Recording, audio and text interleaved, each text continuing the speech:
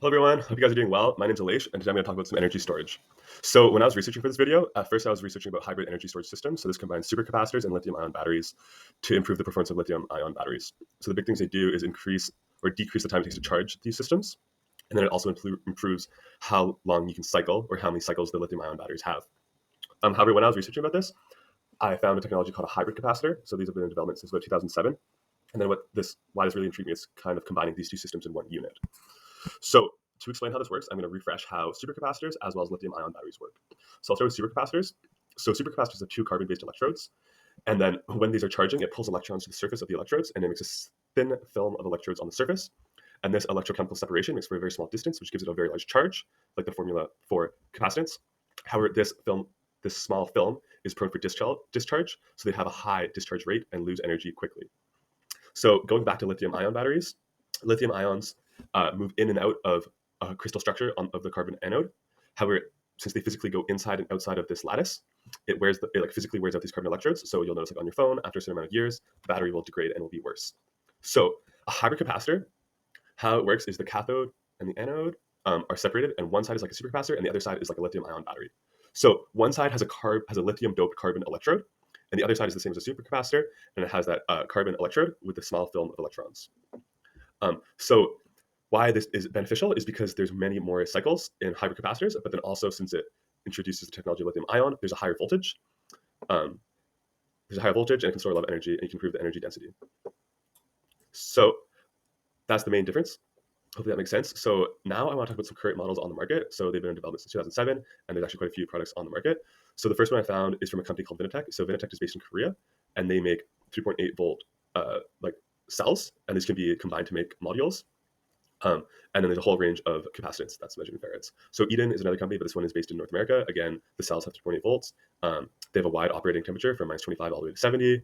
There's another company, Nescap. They make a bit bigger voltage packs. These go up to 12 volts. I'm not sure if these can be scaled up to create modules or not. There's another company based in China, CDA. So again, it's 3.8 volts. You'll see that's the standard. And this one goes from minus 20 to 70. That's temperature range, which is like super sick. Lastly, ATX, another North American company. They don't focus on the cell, but they more make these modular systems for the hybrid capacitors. So they're a bit scaled up, and their aim, or what they do make, is these hybrid capacitors that have a 72-hour backup for renewable energy, like storage systems, kind of. So next, I want to talk about the applications. So you pretty much just use it like a battery or like a supercapacitor. So you'll see that they'll be used in renewable electric systems. So kind of like Tony Siva, you have like the SWB solar wind batteries, but maybe it'll be SWHC solar wind hybrid capacitors. We'll see. And then they can also be used in electrical vehicles for storing energy, and then also for regenerative braking. And then also they can be used for grid storage. And the benefits for using these hybrid capacitors is they have super high cycling rates when compared to batteries. And then they also have less self-discharge when compared to ultra or supercapacitors. So I'm going to talk about some of the pros and cons. So I guess like the big pros, and I'm kind of comparing this to like supercapacitors and batteries, like chemical batteries. So the pros are they have fast charge and discharge rates, just like a supercapacitor.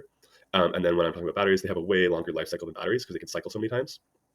And then another big plus compared to batteries is the wide operating range, like temperature-wise, because batteries kind of crap out at like less than -5, but these can go all the way down to -20, 25. And also there's very low maintenance. So some of the cons are they have a bit of a lower energy density when compared to lithium-ion batteries, I believe. And then they do have a higher discharge rate than lithium-ion. However, they have a way lower discharge rate than ultracapacitors. And then another thing you'll find is that these are still a bit pricier because it's a bit more of a niche technology. So I think that they will become cheaper once more people start to use them because they have a lot of advantages for storing energy. Another con is that the voltage will vary as it discharges. So when you compare a hybrid capacitor to an ultra supercapacitor or like EDLC capacitor, so the big plus is you have a higher operating voltage, so that comes with the addition of the lithium ion doping. There's a higher capacitance and a higher energy density, and then lower self-discharge rate. So supercapacitors will discharge roughly 10 to 20% of their charge per day, whereas hybrid capacitors only discharge about 4% per day. So lastly, I'm going to talk about kind of the composition of a hybrid capacitor and the environmental effects. So metal oxides are used for the electrodes and kind of tails. So it kind of depends how environmentally friendly it is depending on the metal oxide that you use. Then they also use activated carbon, so this can be sourced from biomass or it can be sourced from like petroleum pitch. So the production of this will release CO2, but depending on how you source it, can be good or bad or worse. They also use graphene and graphite. So this produces like quite a bit of CO2, like gram to gram. So there's about 600 grams of CO2 per gram of graphene, but you don't use that much. And then the graphene is released into the environment during the life cycle, and still like kind of the impact or toxicity of this is unknown. Then lastly, the conducting polymer. There's not like an official polymer. The aqueous electrolytes usually have are worse for the environment. But what people are looking for is a low resistance.